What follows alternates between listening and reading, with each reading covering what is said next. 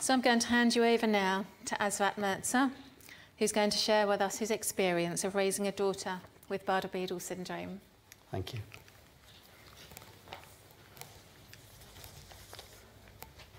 Does that clicker work? Thank you for that. So my name's Azrat Mirza. I'm one of the trustees on the board, as you saw earlier. But the presentation today and the talk today is going to focus on my daughter, Hania Mirza. She's an 18-year-old young adult. She doesn't like to be called a child anymore. She's an 18-year-old young adult who's made phenomenal progress. So I want to share some of the positives about that progress, but also some of the stumbling blocks that she's had along the way. We've had an incredible amount of support that we've called upon, and I want to share some of that support with you as well. So that's a picture of Hania. She's sat right over there.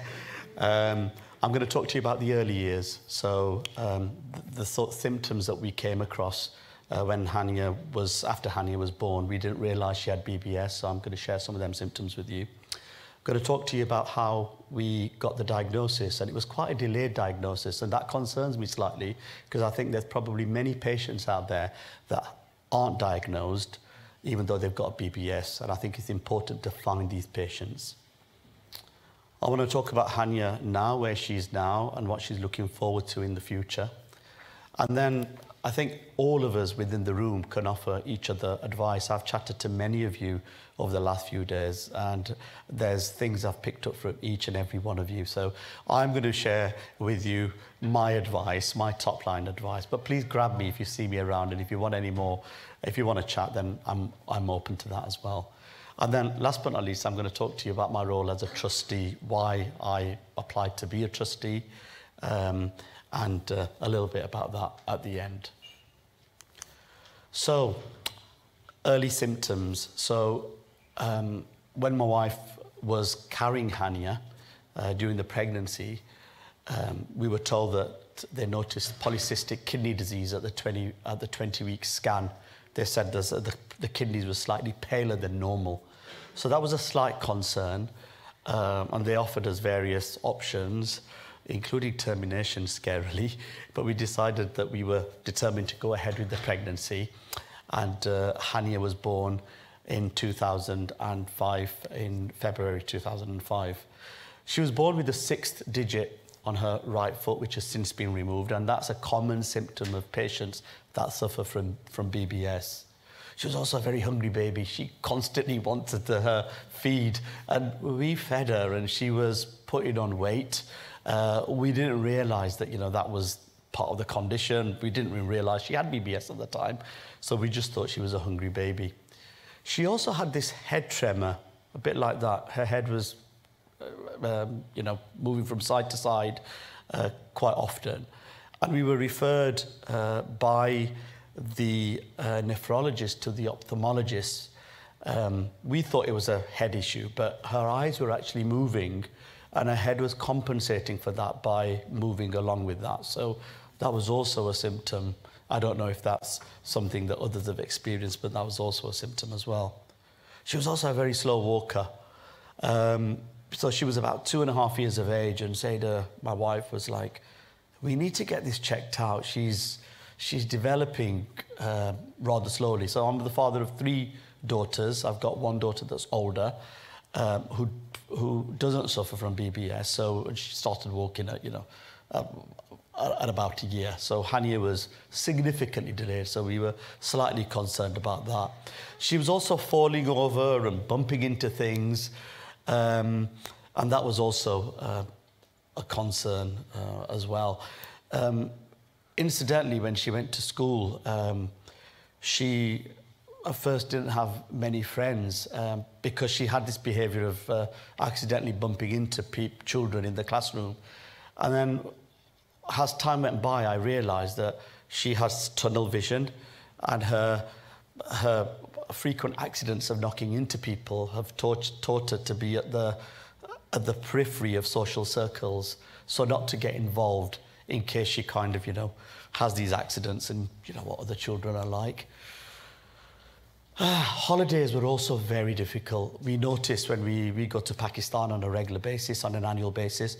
We went to Istanbul, I remember, and the pavements aren't as smooth as they are in the UK, and it became really evident that something is not quite right. There's something not quite right with the eyes there. And Hania has learning difficulties. She's had learning difficulties. She has learning difficulties, but she tries incredibly hard, and she's achieved so much, and I'll share that with you in a moment or two. So lots of features there that you may be able to relate to as well in your own situations. So in terms of the diagnosis, right, we've got some emojis there with a smiley face and a bit of a sad face as well, and that's kind of summarizes exactly how we felt as a family. And the diagnosis, I think, was a little bit by chance.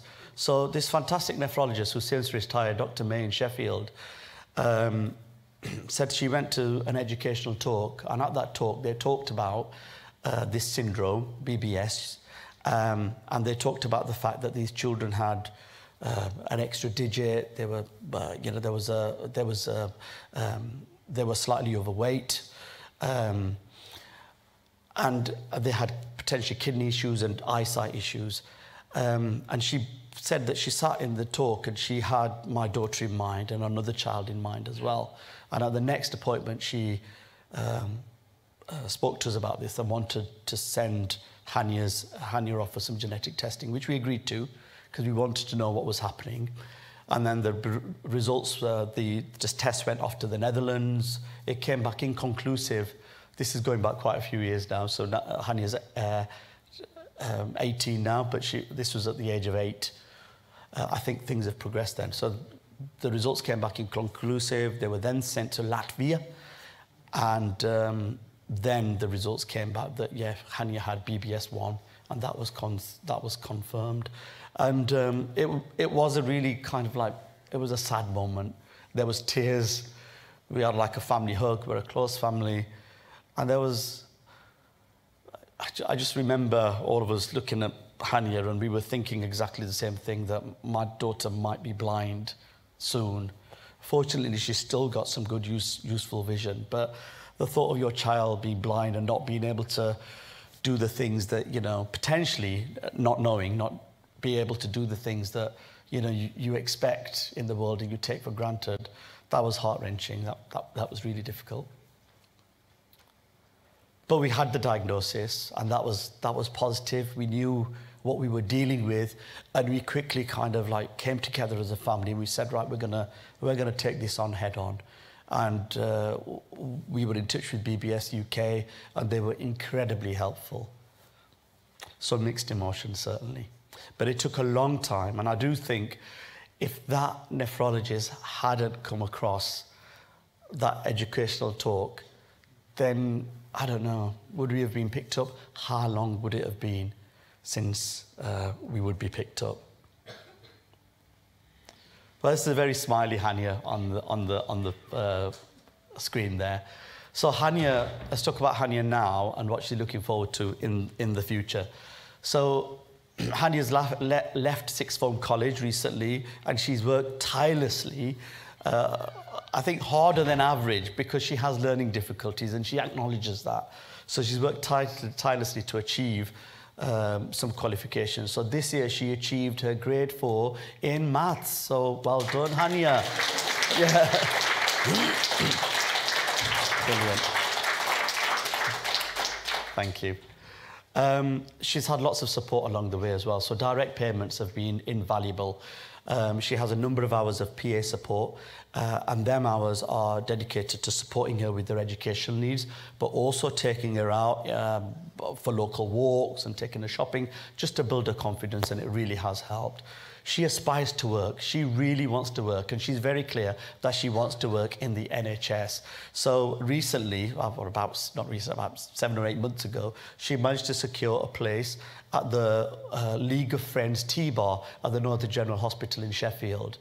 And I was slightly nervous with Hania starting her first job, But recently I got an email from the manager of that unit saying, your daughter's doing such a fantastic job, I can leave her there to save customers independently and even cash up at the end of the day. So a great achievement from Hania, and her confidence has grown immensely. So if there are any voluntary organisations like that locally in hospitals, they do give children like Hania a chance. So I'd encourage people to kind of reach out there. And that's really boosted her confidence. And next year, she's really fought hard with college, and she's been successful, in fact, this academic year, in achieving an NHS internship with that in mind, that she wants to work in the NHS. Now, this is a programme that you can Google. It's called NHS England Project Choice. And what they do, they have like an educational day at a local college, but they also send the child out for an internship in different departments based on their interests. So Hania will now be spending 6 months in the ICU department, working on the reception there. So yeah, she'll be doing that, and then there's going to be another internship in the next 6 months as well, for further to that. And I think there's about 60% attrition rate in children achieving jobs. So if you're in a similar situation and your child has a similar interest, Google that, look at that. That's an opportunity as well. And because of all this progress she's made this year, I was really proud of the fact that Hania presented to her college about the positive journey through college and the progress she's made. She's had stumbling blocks, but they were stumbling blocks rather than kind of roadblocks, and she's come through that. I am conscious of time, so very quickly looking at some advice. I think the advice is push for support. There's lots of support out there, and BBS is a great place to start. Is there a school with specialist provision for visually impaired in your local area? So Hania went to a mainstream school. In fact, it was a very high-performing school, mainstream school, and they had provision for VI students, and she learned lots of skills should the worst happen in the future for her. Contact the BBS Benefits Support Line for advice. They've been invaluable. So I remember the time, Hania has an EHC plan, so Educational and Health Care Plan. So we had a representative from the BBS Benefits Support Group come up to Sheffield to our meeting and be part of the initial meeting where they were to determine whether she's going to have an EHC plan. It was a battle, but it was a battle that BBS supported us with, and she now has an EHC plan, so do reach out to them. She also has direct payments that I alluded to earlier. Again, if you need any more information about that, talk to me if you see me about, but also talk to the Benefits Service. They'll be able to help you with that. And I think I asked Hania about what advice I can give the group, and her advice was the last point on there, and that's support and encourage people like me. So constantly support and encourage. There will be like bumps in the road along the way, but there'll be bumps on the road and there won't be roadblocks, because if you're anything like Hania, you will be determined, and I've got the faith in every one of you to achieve with the right support. So that's Hania, and I'm going to end on my role as a trustee very, very quickly. So I was really passionate about trying to do something that added a little bit more value to the community. So I was approached by Tonya, and I agreed to apply for a position as a trustee. I also work in the pharmaceutical industry, so I understand a little bit about science as well, and marketing and selling medicines. So I'm also part of a member of the scientific subcommittee.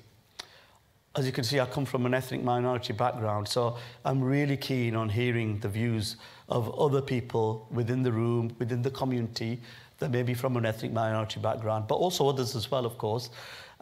Share with me your thoughts, your feelings, your challenges. I did talk to quite a few of you yesterday, because I know that we are such a dedicated team that really want to make a difference and do the best for the people within the room and others that aren't here, that suffer of BBS. And I do speak Urdu and Punjabi, so please do reach out to me. And that's my presentation. Thank you very much.